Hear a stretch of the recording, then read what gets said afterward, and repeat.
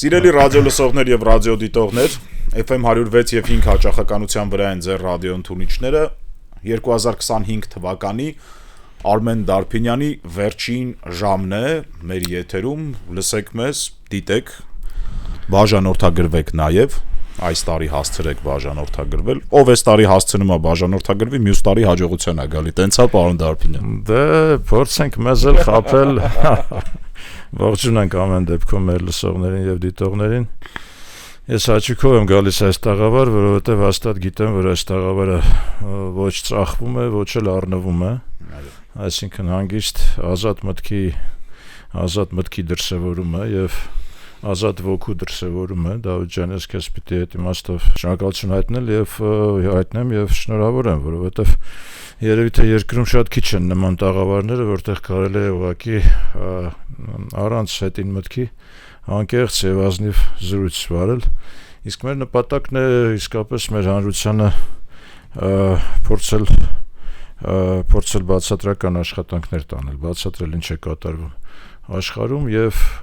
փորձել ճիշտ ճանապարհի վրա եւ կանգնել եւ ուրեմն մնացածին եւս ուղղորդել։ Սա է, ողջունում եմ բոլորին։ Շնորհակալ եմ պարոն Դարփինյան, որ այս տարի մենք ոնց որ միացրեցինք մեր ընթացքները, դուք էլ կայանն էլ մեր բոլոր նաեւ մնացած հեղինակներին, ովքեր այս տարի են մեզ միացել։ Ամեն տարին տարվա վրա դժվարանում է ամփոփել, որովհետեւ միշտ երբ որ ուզում ես ամփոփես, ինչ որ լավ բան ես ուզում գտնես անցնող տարվա մեջ ու հույս որ հաջորդ տարի ավելի լավն է լինելու։ Տարին տարվա վրա ավելի բարդ է լինում։ Ինչ որ լավ բան եղել է ձեզ, պարոն Դարփինյան, այս տարի։ Մենք պիտի ասեմ, որ թեվակողում ենք շատ ծանր ժամանակահատվածներ։ 26 թվականը այդ իմաստով բավական բարդ է լինելու մեզ համար։ Եթե խոսենք դրական բաներից 25 թվականի, ես երկու բան կնշեի, բայց երկուսն էլ կիսատ են թողնված։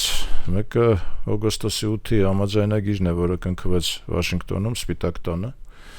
որը այս պահի դրությամբ դեռևս չի ստացել իր զարգացումը, գոնե թղթի վրա, գոնե առարկայական, եւ այդ զարգացման հետ կապված մենք բազմաթիվ բարդությունների հետ կհանդիպենք իմ կարծիքով։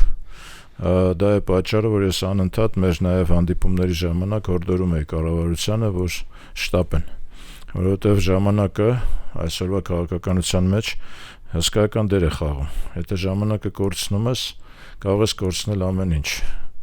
Եվ հակառակը, եթե օգտագործում ես ճիշտ պահը, կարող ես օգտվել դրանից եւ տասնամյակներով առաջ անցնես։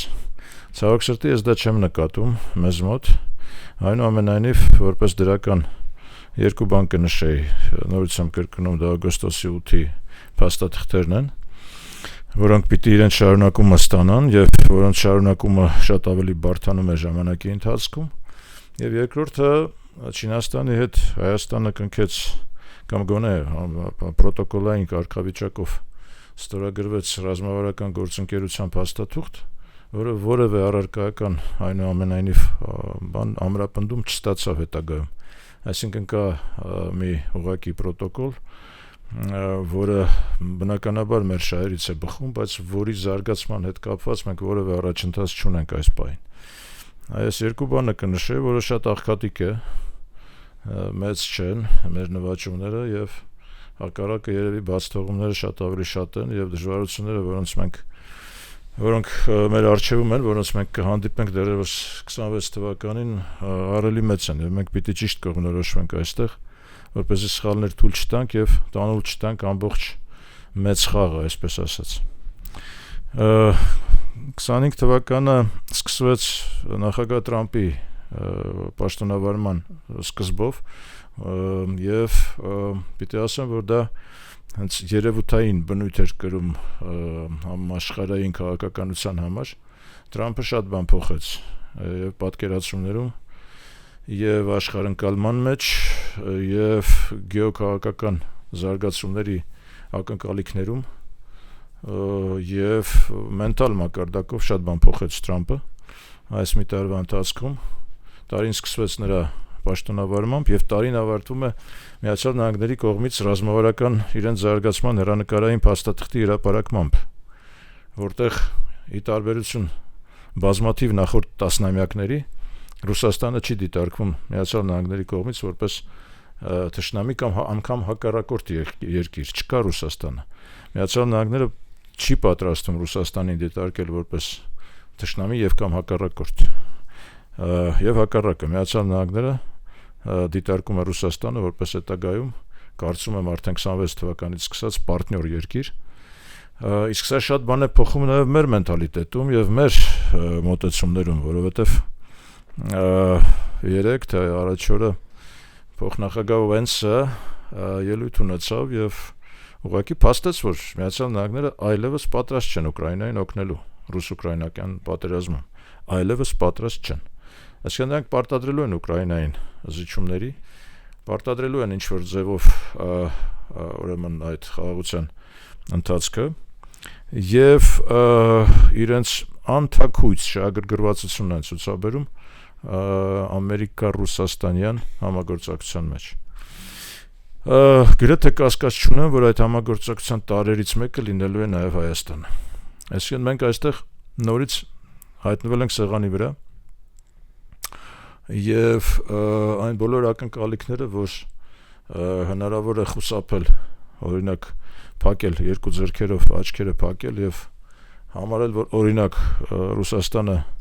որևէ հավակնություններ չունի մեր հարավի նկատմամբ, կամ Ռուսաստանը որևէ հավակնություններ չունի նոյեմբերի 9-ին ստորագրած փաստաթղթի կապակցությամբ, կամ որ Իրանը համակերպվել է օգոստոսի 8-ին ստորագրված փաստաթղթի հետ, բացարձակապես ռեալիստական չէ։ Եվ Ռուսաստանը եւ Իրանը տարվա վերջին հայտարարությամբ հանդես եկան պաշտոնական հայտարարություններով Ռուսաստանի արտգործնախարարը նախարարության վարչության պետը, իդեպ նոր վարչության պետը, հինը, որը ձախողել էր Գոնչար ազգանունով մեկը կար, որին գործուղեցին հիմա Բրյուսել, հաստատ քանդելու է ռուս ուրեմն եվրոպական հարաբերությունները, որտեղ դա մի ուղղակի ձախողված պերսոնաժ էր, ուղղակի քայքայիչ դեր ունեցավ հայ-ռուսական հարաբերությունների մեջ, Դենիս Գոնչարը։ Բարի հաջող կերպով Լավրովյան կադրային քաղաքականության ներքո նշանակվեց դեսպան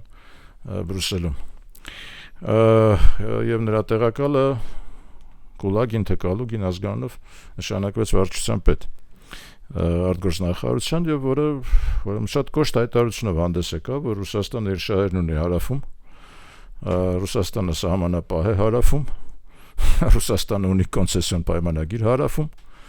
եւ դրան ոչ մի հոդաբաշխ պատասխան չեղավ Հայաստանի կողմից, ընդամենը որ դա հիմա ընդունեցինք գիտություն։ Այդպես չի արվում, տղաներ եւ աղջիկներ, այդպես չի արվում։ Պետք է շատ հստակ գտնել պայմանավորվածության այն մոդելը, որը կբավարարի եւ Ռուսաստանին եւ Իրանին։ Մենք չենք կարողանալու խուսափել ոչ Ռուսաստանի եւ ոչ Իրանի հանդգնություններից եւ մենք հայտնվելու ենք ուղղակի մի հորձանուտում, կոնֆլիկտային հորձանուտում, որտեղ ոչ ամերիկացիները, ոչ առավել եւս եվրոպացիները մեզ չեն փրկելու։ Իրանի այդ հոգևոր առաջնորդի գլխավոր խորհրդական վելայաթին, որը շատ լուրջ անձնավորություն է, շատ լուրջ դերակատարում ունի Իրանի արտաքին քաղաքականության մեջ,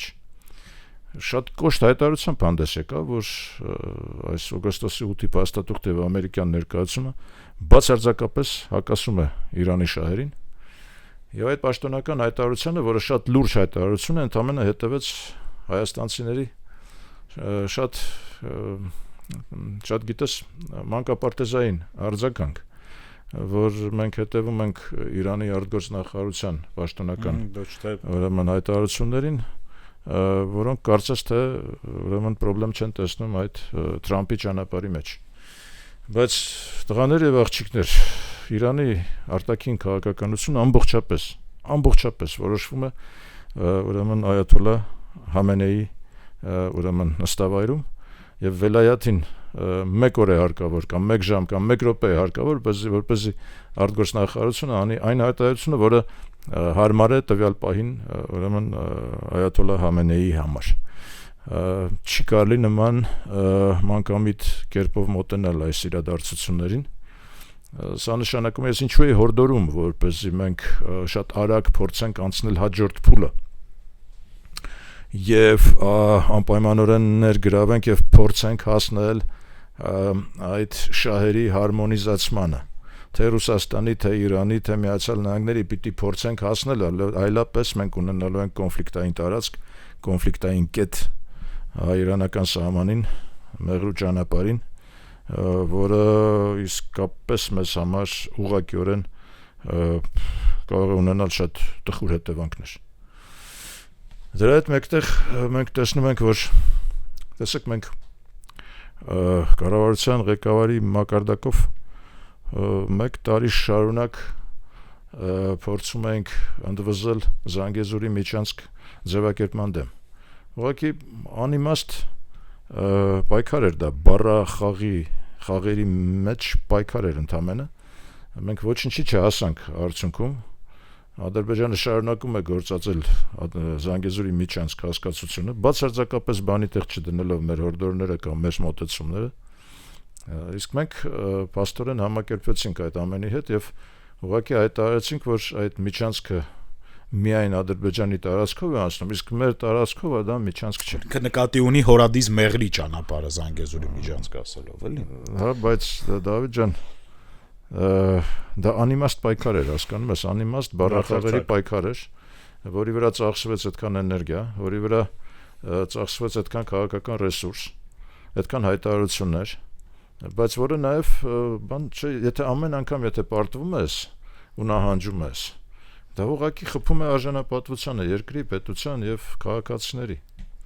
Իմ կարծիքով մենք հանգիստ կարող ենք հայտարարել, որ դա Հայաստանի Զանգեզուրի Միչանսկն է, հասկանում ես, ուղղա Հայաստանի, չէ՞ որ մենք Սովետական միության ժամանակահատվածում այդ տարածքը Զանգեզուր ենք կոչում։ Դե ինքը կիրառվող անվանում է այսօր։ Չէ, տեսնում որևէ խնդրեմ, Հայաստանի Զանգեզուրի Միչանսկ, որևէ խնդիր չկա, Միչանսկ բառի մեջ էլ որևէ խնդրեմ չկա։ Որևէ խնդիր չկա Միչանսկ բառի մեջ, եթե դա ինքնիշխանության ներքո է իրականացվում։ Որևէ խնդիր չկա։ Այո, ամբողջ երկիրը կարող է դառնալ Միչանսկ տարանցիկ ճանապարհների, ուրեմն կիզակետ, եւ դրանով իսկ օգտվի երկիրը, օգտվի երկրի տնտեսությունը եւ մենք բոլորս։ Ես ցավում եմ այս ամենի համար, որովհետեւ դա ուղղակիորեն նշանակում է, որ մենք արտաքին քաղաքական այս լրջագույն հարցում անընդհատ նահանջում ենք, անընդհատ տանուլ ենք տալիս եւ չենք գտել դեռևս այն ֆորմուլան, որով կարողանանք իրականացնել եւ մեր շահերը եւ չհակասենք կամ առավելապես հարմոնիզացնենք այդ բոլոր երկրների ներգրաված երկրների շահերը։ Ես շատ լուրջ կվերաբերվեի եւ Ռուսաստանի հորդորներին եւ Իրանի այդ կոշտ հայտարարությանը, որովհետեւ դա ուղղակի նշանակում է, որ մենք այս պահի դրությամբ գտնվում ենք կոնֆլիկտային զոնայում, ուղղակի կոնֆլիկտային զոնայում։ Սա առաջին, այսպես ասած, հատվածը։ Երկրորդ հատվածը Եվրոպայի հետ մեր ուրեմն ակնկալիքներն են։ Ես տարակուսում եմ։ Տարվա ընթացքում մենք արեցինք իմ կարծիքով շատ լուրջ քաղաքական հայտարարություն։ Իհարկե այդ հայտարարությունը այնքան էլ չէր բավարարում իմ պահանջներին կոնկրետ, որովհետև ես կարծում եմ, որ Եվրոպան այսօրվա իր զարգացման ուրեմն այսօրվա կետում կարիք ունի վերանայելու իր մոտեցումները եւ համաշխարհային քաղաքականության եւ իր դերի նշանակության եւ ցիվիլիզացիոն արժեքի վերագնահատման կարիք ունի Եվրոպան եւ այստեղ մենք կարող ենք մեր դերը խաղալ որպես քրիստոնյա երկիր։ Մենք ընդհանրապես արեցինք հայտարարություն, որը մնաց օդում։ Եվրոպան որևէ կերպ չարձագանքեց այդ հայտարարությանը, որ մեզ պատրաստ է դիտարկել կամ պատրաստ է ինչ-որ կամ գոնե ողջունում է այդ մեր հայտարարությունը, որ մենք նման նպատակադրվածություն ունենք մեր քաղաքականության մեջ միանալու Եվրոհամայնքին։ Ես կարծում եմ, որ դրա փոխարեն մենք պիտի մեր ծառայությունները առաջարկենք եվրոպական երկրներին, որովհետև նրանք այո վերանայման, վերագնահատման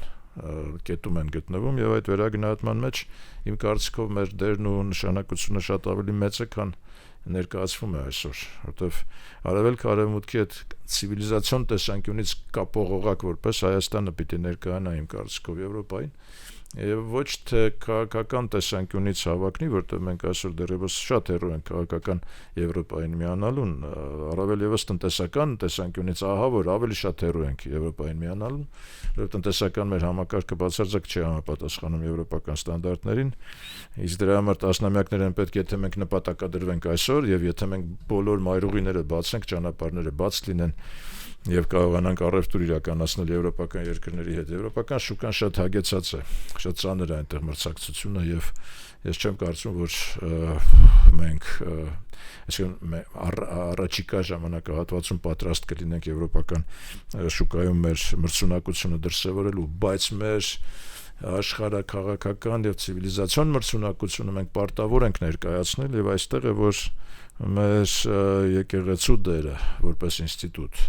որպես համահայկական ինստիտուտ կարող էր լինել շատ ավելի բարձր, շատ ավելի գնահատելի, շատ ավելի կարևոր, քան կա այսօր։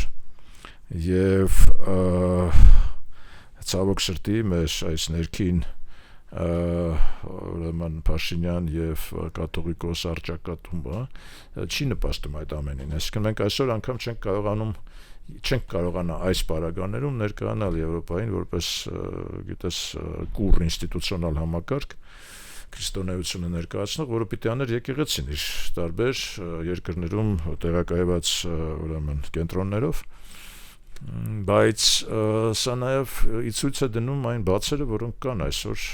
եւ տարիներ շարունակ, տասնամյակներ շարունակ կուտակվել են։ Եկեղեցի պետություն հարաբերություններում դա համանդրական նորմ կար, որով հայաստանյաց արաքելական Սուրբ եկեղեցին եւ պետությունը առանձին համաձայնագրով պիտի հաստատեին օրինակ իրենց գործելավոճը, իրենց հարաբերությունները հստակեցվեին եւ ինչպես եկեղեցին ինչպես էր ծառայելու պետական շահերին եւ պետությունը ինչ առաքելություններ ուներ եկեղեցու նկատմամբ էլեմենտար հարց, մեր կարծում եմ պետության կարևորագույն լծակներից եւ օղակներից մեկը պետական մեր շահերը ներկայացնելու, առաջ տանելու հայկական լոբիզմի տեսանկյունից եկեղեցական կառույցներն էին դրսում, հա։ Բայց օրինակ հարց, այդ եկեղեցական տեղապահները պիտի լինեն միայն Հայաստանի Հանրապետության քաղաքացիներ, թե կարող են լինել նաեւ այն երկրի քաղաքացի, որտեղ ներկայացվում է տվյալ եկեղեցին։ Հարց է, որը նույնպես կազմակերպման պայմանավորվածության հստակեցման կարիք ունի, որ բացարձակապես չի հստակեցվել։ Հիմա տես հրապարակել են ինչ-որ մի փաստաթուղթ, որով ուրեմն Եզրահաս arczepiskopos-ին վերագրում են ուրեմն պակ գործակալ լինելու փաստը 86 թվականին սովետական միություն էր, այլ երկիր էր, այդտեղ գործակալի թեմա չկար, այսինքն նա ծառայեր իր երկրին, որին մասնակցել է, այդտեղ հարցը այլ է, հանդիսանում է արդյոք Եզրահաս arczepiskopos-ը Ռուսաստանի Դաշնության քաղաքացի, տվյալ դեպքում հիմա այս պահին։ Մեկ եթե այո, ապա եթե նա այսօր ընդհանրենք համագործակցում է Ռուսաստանի այդ ծառայությունների հետ, որպես Ռուսաստանի քաղաքացի կարող է անել դա։ Մեկ երկրորդը, հետո մեղսագրում են կամ վերագրում են, որ համագործակցում է տարբեր ատյանների հետ։ Գիտես, ասենք Մոսկվայում հաստատ եղած կլինես վերջին ժամանակներս հրաշագեղ եկեղեցի կառուցվեց Օլիմպիական պողոտայում Մոսկովյան լավագույն տեղերից մեկում հրաշալի եկեղեցի կառուցվեց, հա, եթե տվյալ դեպքում տեղապահը չհամագործակցեր տեղական կառույցների հետ, թեկուզ եւ հատուկ ծառայությունների հետ, մեզ այդ տեղը չէին հատկացնի եւ այդ եկեղեցին չէր կառուցվում։ Ընդհանուր առմամբ արդյոք տեխնիկապես հնարավոր է երկար տարի ծառայել Ռուսաստանի նման պետության հետ ու չլինել ինչ-որ կապեր մեջ։ Նշի որ դա լավ է, նշի որ մենք խոսում ենք եւ ոգեվորում ենք, բայց դա պարտավոր է։ Հիմա տես մենք Հայաստանում այդքան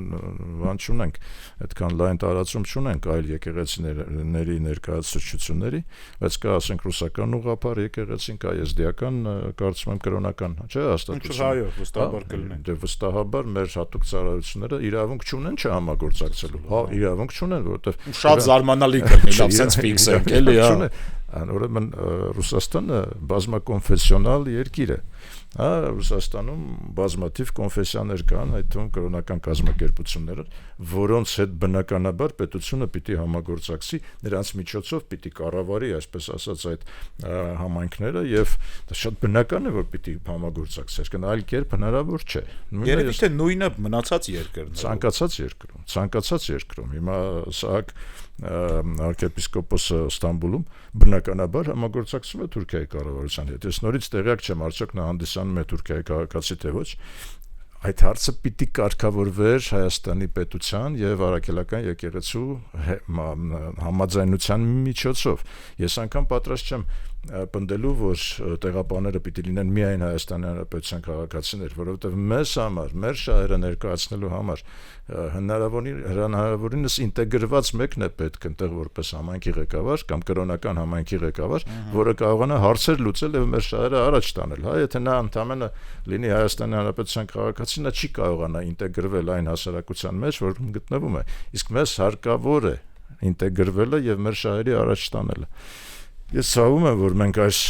մեծագույն հզորագույն ռեսուրսը ոչ միայն չենք կարողացել օգտագործել, նաև կարծես թե կորցնում ենք այսօրվա իրավիճակում եւ դա շատ ցավալի է, այսինքն դա 25 թվականի ցավալի արդյունքներից մեկն է, որ մենք կորցնում ենք կարծես թե այդ ռեսուրսը, որը մենք հակառակը պիտի կարողանանք առավելագույնս օգտագործել։ Բայց վերադառնալով եվրոպական մեր հնարավոր զարգացումներին, պիտի ասեմ, որ մենք տեսնում ենք այնտեղ շատ երերուն իրավիճակ,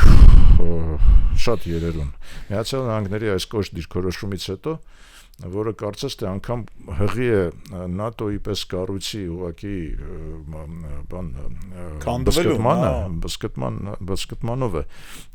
բսկտումով է հղի այս ամեն ինչը, որովհետև Միացյալ Նահանգները ուղղակիորեն պարտադրում են եվրոպացիներին սեփական համակարգ ստեղծել պաշտպանական։ Ավելին, Միացյալ Նահանգները 7 երկրների ուրիշ գաղափարախոսություն առաջ տարան, որով իրենք ուզում են կառավարել աշխարհը՝ Հնդկաստանը, Չինաստանը, Ճապոնիան, Միացյալ Նահանգները, Ռուսաստանը, կարծեմ ուրեմն այդտեղ Մեծ Բրիտանիան կար եւ եվրոպական համայնքը, հա, երևի այս 7 երկրներով, 7 համայնքներով նա ուզում է կառավարել ամբողջ աշխարհը։ Այստեղ ցավոք սրտի մեզ դերակատարում իրականացնելու համար շատ նեղ միջանցք է մնում եւ այստեղ շատ գիտես շատ պարտաճանաչ, շատ հստակ, շատ այսպես ոսկերչական ճշգրտությամբ աշխատանք է պետք, որ կարողանանք այս իրավիճակում մեր շահերը պաշտպանել, որովհետև շատ հնարավոր է, որ մենք ուղղակի դառնանք տարբեր շահերի սպասարկման ուղղակի օբյեկտ, ոչ թե քաղաքականության սուբյեկտ։ ՆԱՏՕ-ն կարող է բզկտվել։ Մակրոնը Ֆրանսիայի նախագահը ցավոք սրտի չկարողացավ դրսևորել եվրոպական լիդերի հատկությունները եւ աստիճանաբար նահանջեց։ Հիմա այսօր Գերմանիայի Դաշնության կանցլերն է փորձում լինել եվրոպական լիդեր, առավել այսպես կոշտ հայտարարություններով է հանդես գալիս Ռուսաստանի դեմ, փորձում է ինչ-որ Միացյալ Նահանգների հետ վիճաբանության մեջ մտնել եւ այլն, բայց պիտի ասեմ, որ կանցլեր Մերցի դիրքերը հենց ներսում, Գերմանիայի ներսում այնքան էլ ուժեղ չեն եւ շատ հնարավոր է որ նա նույնպես կկորցնի իր ազդեցությունը, այնպես որ Եվրոպան գտնվում է այսօր շատ երերուն իրավիճակում եւ ցավոք սրտի այստեղ մեզ հեռանկարները այնքան էլ լուսավոր չեն։ Իսկ երեք ընդհանրապես կարդացի մի զավեշտալի լուր, մի քանի ամիս առաջ Փարիզում Լուվրն էին տանատել եւ գողացել այնտեղ, հա, հիմա Ելիսեյան պալատից 40,000 եվրոյի սպասք են տարել, հասկանում ես Արցախի։ Հիմա իմ կարծիքով մեր ցանկացած կրպակ շատ ավելի լավ է պաշտպանվում, քան ասենք Ելիսեյան պալատը կամ Լուվրը, հա, ասենք դա նշանակում է Լուվրի գաղտնաբառը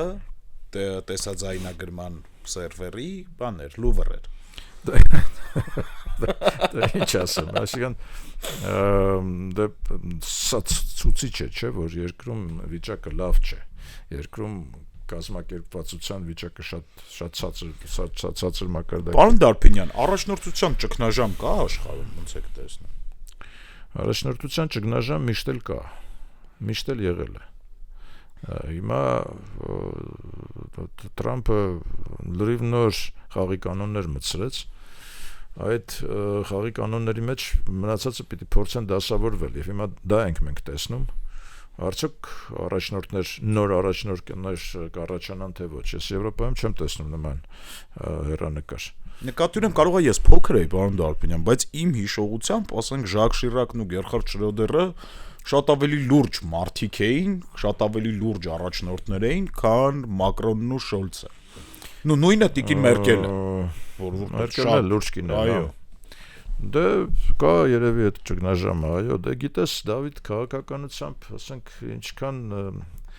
լուրջ մարդիկ, ասենք ինքնաբավ մարդիկ քաղաքականությամբ չեն զբաղվում, էլի, նրանք իրենց կյանքով են զբաղվում եւ կյանքը մարդուն տրված է մեկ անգամ, էլի, եւ սովորաբար քաղաքականությամբ են զբաղվում նրանք, ովքեր որևէ ուրիշ բան չունեն, որևէ ուրիշ շնորհ չունեն, հասկանում ես։ Հիմա դաժան իրականություն է, սիրելի ռադիո լսողներ, պետքա բայց ֆիքսել որ տենց է։ Հիմա դա այդպես է, որովհետեւ չես կարող դրանից խուսափես, այսինքն եւ ինտելեկտուալ մակարդակի տեսանկյունից եւ գաղափարական տեսանկյունից ուղղակի, ասենք, հետո շահերի համար այդպես ասենք կռվելը սեփական շահերի համար, իդես ասենք, կյանքը մեկ անգամ է տրվում եւ թանկ բան է, էլի, ասենք, ավելի լավ է դու զբաղվես, եթե ունես շնորհ, դու զբաղվես այս շնորհները զարգացնելով։ Ցավոք սրտի, երևի քո հարցին ես այդպես էլ պատասխանեմ, այո, կա առաջնորդության դեֆիցիտ։ Այս իրավիճակում պիտի ասեմ, որ Ադրբեջանի նախագահը, որը դեմոնստրատիվ կերպով ուղղակի իգնորի ենթարկեց Պուտինի հրավերը, վերջին հիմա Սանկտ Պետերբուրգում, այսօր պիտի հանդիպեին Պուտինը, Փաշինյանը եւ Ալիևը։ Ալիևը մի հեռագիր ուղարկեց, որ կներեք, բայց ես զբաղված եմ։ Այսինքն ցույց տվեց, որ աշխարհի 7 երկիր հավաքված են այնտեղ, իսկ ինքը զբաղված է։ Իր շատ ավելի կարևոր խնդիրներ ունի։ Սա դեմոնստրատիվ քայլ էր ռուսների դեմ, Ռուսաստանի դեմ, հենց Պուտինի դեմ։ Ես պիտի մեկ անգամ եւս երեսով տամ Լավրովին եւ Ռուսաստանի ղեկավարությանը, որ իրենց ընտրությունը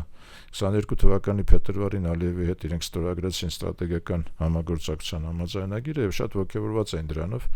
մատնեցին, վաճառեցին Հայաստանի շահերը եւ Ադրբեջանին մոտ բերեցին։ Իրենք ստանում են հիմա պատասխանը։ Ուզում մեկ անգամ եւս շեշտեմ։ Հայերը երբեք նման ձևով չեն վերվել ռուսների հետ։ Երբեք։ Ուղղակի երբեք։ 1828 թվականից սկսած երբեք հայերը նման անշնորհակալ վերաբերմունք չեն ցուցաբերել ռուսների նկատմամբ։ Մենք միշտ քրիստոնեաբար ենք վերաբերվել։ Ես ինչպես ասացի իմ վերջին հարցազրույցում ռուսական ամբիոնի համար, մենք միշտ ներել ենք։ Միշտ եղել ենք մեծահոգի, քրիստոնեաբար ենք մոտեցել եւ երբեք նման դրսևորումներ չենք ունեցել, ինչպեսին ունեցել է Ալիևը, բայց այնուամենայնիվ առաջնորդության դեֆիցիտի պայմաններում Ալիևը ցուցադրում է իր առաջնորդության դերը, որտեղ նա շատ սպասված հյուր է թե Միացյալ Նահանգներում, թե եվրոպական որոշ երկրներում, թե արաբական աշխարհում, թե Իսրայելի հետ կառուցած հարաբերությունները ուրեմն բարձրացնել փաստորեն ռազմավարական հարաբերությունների մակարդակի, թե կենտրոնական Ասիայում նա այդ հնգյակին փաստորեն միացավ, դարձավ 6-րդը, շատ պիտի նորից նախանձով ասեմ, որ շատ խելոք քաղաքականություն է վարում։ Օրերս մի փորձագետ էի լսում, պարոն Դարբինյան, ասում եմ, ես չէի ֆիքսվել, բայց փաստ է։ Եվրոպական միությունը ողջունեց Ադրբեջանում ընտրությունները, իսկ Վրաստանում չողջունեց։ Այսինքն ստացվեց, որ Ադրբեջանը այսօր ավելի ժողովրդավար պետություն է, քան Վրաստանը։ Դա Եվրոպայի աչքերում։ Դա քաղաքականության եւ նախ ճիշտ ստրատեգիական մոտեցումների, իրենց շահերը պաշտպանելու հստակ ձևերը գիտեն, իրենց մոտ կա կուր համակարգ, կա պետական վերտիկալը, կա ակադեմիական վերտիկալը, կա եկեղեցական վերտիկալը, եւ այս ամեն ինչը միաձուլվում է եւ ծառայում է պետության շահերին, հա։ Մեզ մոտ ամբողջը աղճատվեց։ Մեր չունենք մենք այդ վերտիկալների համագործակցություն, դրանք չունենք, ակադեմիական հանրույթը մի կողմ է քչված, ակադեմիայի կարգավիճակը ընդհանրապես զրոյացվեց իմ կարծիքով, հիմա ինստիտուտները, հետազոտական ինստիտուտները դարձան պետական ուղղակի կազմակերպություններ, համալսարանները նույնպես պետության կցորդներ են դարձել, այլ ոչ թե ակադեմիական ազատ մտքի տարածքներ, դա շատ վատ է, որովհետև ես չեմ տեսնում այդ միահամուռ մոտեցումը, որովհետև միայն այդ կերպ կարող ես պայքարել նույն ադրբեջանական կամ թուրքական նարատիվների դեմ, որովհետև նրանք աշխատում են, նրանք չեն քնում, նրանք առաջ են տանում իրենց գաղափարները եւ անպայման առաջ են տանելու արևմտյան Ադրբեջանի այդ գաղափարախոսությունը անպայման, որի նկատմամբ մենք պիտի կարողանանք համապատասխան միջոցներ ձեռնարկել, կարողանանք դիմակայել դրան, հակազդել ինչ-որ ձևով, հակապաստարկներ ներկայացնել։ Մենք դեռևս ոգևորվել ենք, որ ադրբեջանական բենզին մուտք գործեց Հայաստան։ Ես անցյալ մեր հանդիպման ժամանակ ասացի, որ դա իմ կարծիքով մեզ կախվածության մեջ է գցում, դա վատ չէ, եթե դա լիներ ի թիվս այլ համագործակցական մոդելների եւ եթե դա լիներ ընդհանուր առմամբ խաղաղության եւ բարեդրացական հարաբերությունների մթնոլորտ ֆոնին, բայց դա ֆոնը չկա։ Չեմ կարծում, որ այդ բենզինի ներմուծումը այդ ֆոնը կստեղծեր մեր պատանդների ազատումը, բնականաբար լավ ֆոն կստեղծեր, չի ստեղծում ճանապարհների, ուրեմն բացարձակ, ուրեմն ապաշրջափակումը կստեղծեր նման ֆոն, որը ես նույնպես չեմ տեսնում, եւ անցյալ անգամ մենք խոսացինք, մենք Նաիրիդ գործարանը վերագործարկելու խնդիր պիտի դնենք եւ արաբական իմ տեղեկություններով անգամ ես նաեւ ինչ-որ ժամանակ բանակցում էի, բայց գիտես, Դավիթ, ես ցավում եմ, որ անգամ եթե ինձ դիմում են, ասենք արաբական ինվեստորները դիմում են, հետաքրքրություն են ներկայացնում եւ այլն, ես կանգնեցնում եմ, գիտես, որովհետև ես վստահ չեմ, որ ես կունենամ պետության համապատասխան դիրքորոշումը եւ ավելի ճիշտ վստահ եմ, որ միտեղ խորտակվելու է այդ process-ը, ես եմ խայտարակ լինելու, իմ ասենք լուրջ մարդկանց մոտ, այո։ Իմ ռեպուտացիան իմ համար թանկ է, գիտես, ասենք դիմում են բան,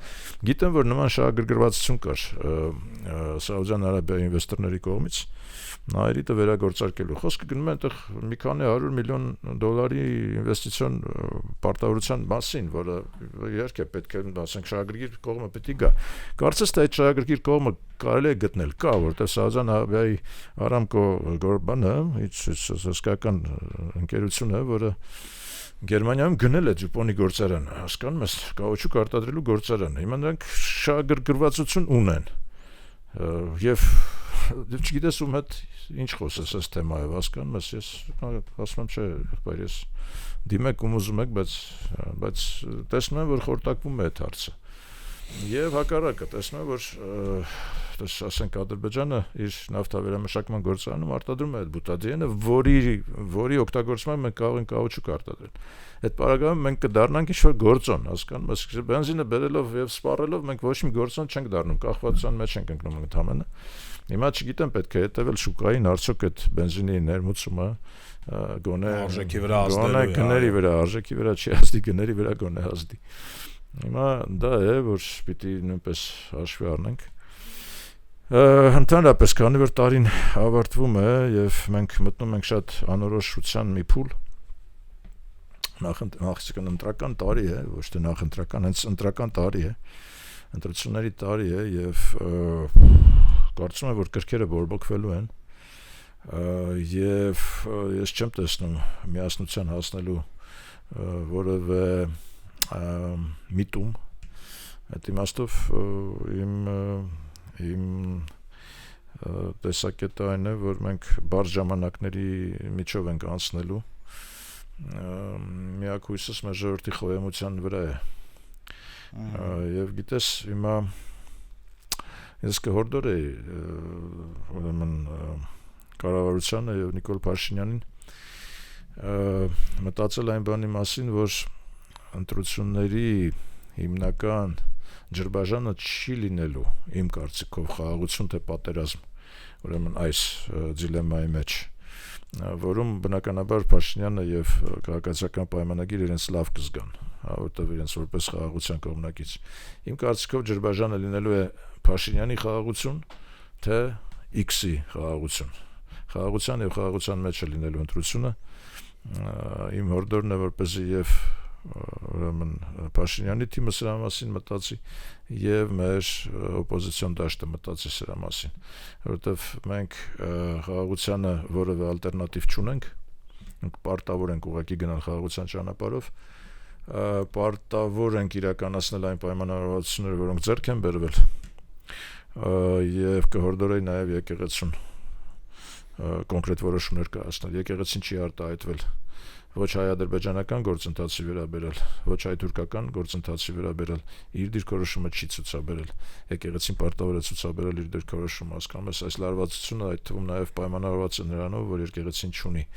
կամ ունի հակառակ դիրքորոշում։ Այդպես չի կարող լինել։ Եկեղեցին պիտի արտահայտվի։ Ինչ է տեսնում հայ-ադրբեջանական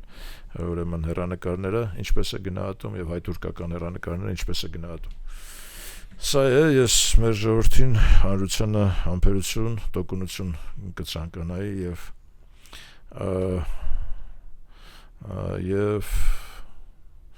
բարօրություն։ Սիրելի ռադիոլսողներ, Դարփինյանի ժամների եթերում այս տարվա վերջինը, հիշեցնեմ, սա Հայաստանի Հանրապետության նախկին վարչապետ պրոֆեսոր ակադեմիկոս Արմեն Դարփինյանի հեղինակային հաղորդումն է։ Երկրորդ խոսափողի մոտ այն ձեզ համար վարեց Դավիթ Խումարյանը, հուսանք, որ հաջորդ տարին կլինի ավելի լավը, քան այս մեկը։ Այսքանը։ Շնորհավոր նոր տարի։ Այո, շնորհավոր նոր տարի, կհանդիպենք հաջորդ արդեն նոր տարուն։